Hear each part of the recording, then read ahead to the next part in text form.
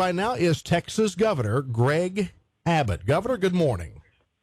Good morning. How you doing? I'm doing very well. Welcome to Wake Up Call. We're glad to have you. And Governor Abbott, you are a native of Wichita Falls, right? That's absolutely right. I was born out there in Wichita Falls and loved every minute of it. Yeah. Well, and we're glad to welcome you back this afternoon. You're going to be here at 3 p.m. at Hastings for a book signing. You've got a brand new book out, and we've been talking about it here on the show a little bit this morning. I haven't had a chance to read the entire book, but I've read most of it. It's a very good read, and basically you draw some parallels between your own challenges with your accident, your paralysis, or your recovery, and where you've gone and fixing this country, right? That's exactly right. When I was a kid growing up in Wichita Falls, I was running around like every other kid.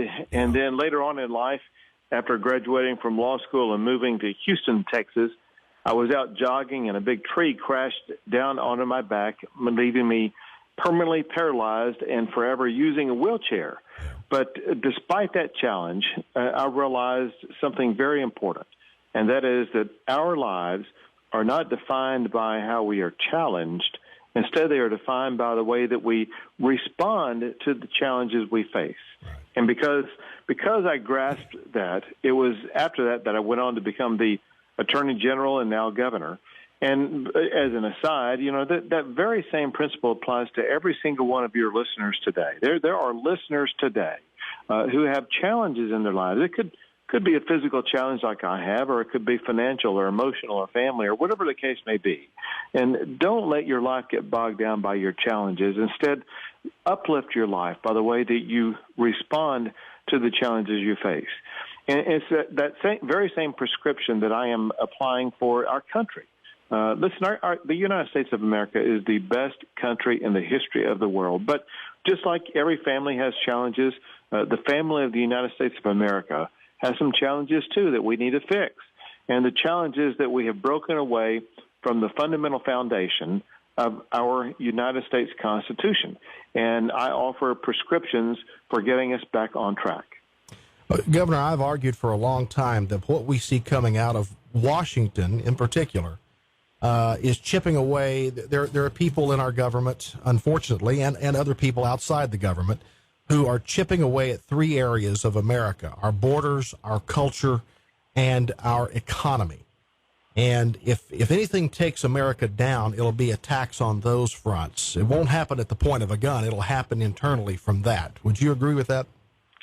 I think you are spot on, and I discussed some of those very issues in the book, Broken But Unbowed. And it is a fact that we are breaking down from within. It is a fact that the biggest threat we have to our future is a federal government that refuses to follow the Constitution. And the reason why we are breaking down is because of breakaways from our Constitution. And so what I write about is the necessity, the urgency that we return to our constitutional principles. I'm not asking anyone to make up new constitutional principles. I'm asking us to return to the principles that were written into the Constitution by James Madison, by Ben Franklin, by Alexander Hamilton, by our great founders. Right. You're an advocate for the Article 5 Convention? Yes, and Article 5 Convention, of course, was written by the founders because they knew that we would face this challenge today.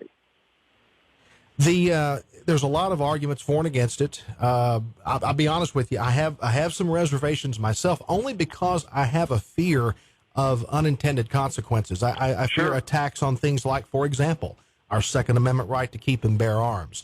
We know there are a lot of people in and out of government that want to undo that want extensive nationwide gun control and would wipe that out. And with the vacancy now on the Supreme Court, that balance that has helped maintain rights such as that is in danger, isn't it?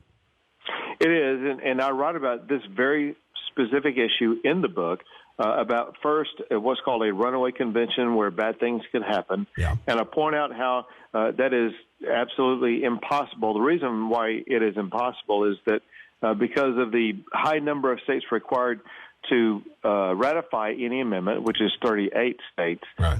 It means only 13 states are needed to block a runaway convention. And that means if 13 states agree, let me say it this way, if a proposal to limit Second Amendment rights is offered up, you know there's going to be more than 13 states in America that vote against that proposal. So that possibility is out the window. However, you raise the other point, and that is if Hillary Clinton or Barack Obama make the appointment to fill Scalia's seat, then the right to keep and bear arms as it exists now is gone. That was the decision in it's called the Heller case that upheld the right to keep and bear arms was a 5-4 decision that was written by Justice Scalia. Because of his absence, the court is split now 4-4 on the issue. If Barack Obama or Hillary Clinton fill his seat, then your right to keep and bear arms is going to be eliminated. And that is why we need this convention of states, because we can override what the Supreme Court says by reinstituting what we believe is the individual right to keep and bear arms. Broken but Unbound, The Fight to Fix a Broken America is the new book by Texas Governor Greg Abbott. He'll be at Hastings here in Wichita Falls today at 3 p.m. for a book signing. Governor, you know I got to ask you. Sure. The presidential race, it's looking like Donald Trump will be our party's nominee. Thoughts on that? Well, first, as I was saying, if his opponent, Hillary Clinton, is elected, she will make the country far worse, because she will undermine things like the Second Amendment right, but also she is going to be someone who will extend Barack Obama's disastrous Obamacare. She will refuse to secure the border. She will do nothing to protect America against ISIS, and the list goes on and on. Right. With regard to Donald Trump, I really don't know him all that well, but here's what I do know. For one, he will be better than Hillary Clinton, and I believe that as he announced yesterday, he made a list of the justices he would appoint to the United States Supreme Court. Each one of those is rock solid on the Second Amendment. And so I may or may not agree with him on everything he says and does, but what I do believe is that he will be far superior to Hillary Clinton. Well, the fact is, we're never going to find someone that we all agree with 100%. It's just not humanly possible, is it? Well, listen, I didn't agree with my party's nominee last time, which was Mitt Romney, on every single issue. Right. And the time before that, I didn't agree with Senator McCain on every issue. Right. And so it's not common for someone to agree with a president on every issue. Sure. What we can discern from this, and that is, if you believe in liberty, if you believe in free enterprise, if you believe in running your own life as opposed to government running your life, then Donald Trump is going to be far better for you than Hillary Clinton. The last thing I will add is one thing that Donald Trump has really gained strength off of is the blue-collar worker.